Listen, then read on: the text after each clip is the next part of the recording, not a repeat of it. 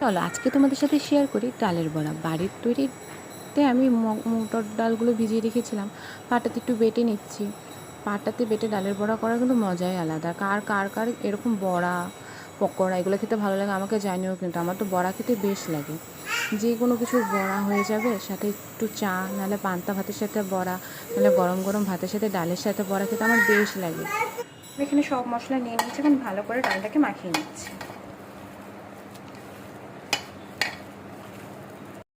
ডাল আর তার সাথে করার জন্য নিয়ে নিয়েছি আমি ডালের বড়া। আমি ডালের বড়াগুলো ভেজে নিই। মাখানো হয়ে গেছে, ওদিকে আমি তেলও গরম হতে দিয়ে দিয়েছি। তেলও গরম হচ্ছে আর আমি এক এক করে ডালের বড়াগুলো এর মধ্যে ছেড়ে দিই।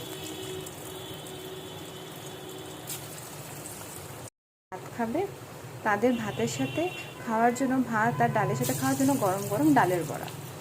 ডালের বড়াগুলো গরম গরম ভাজা হয়ে গেছে, আমি এখন এগুলোকে তুলে নিচ্ছি।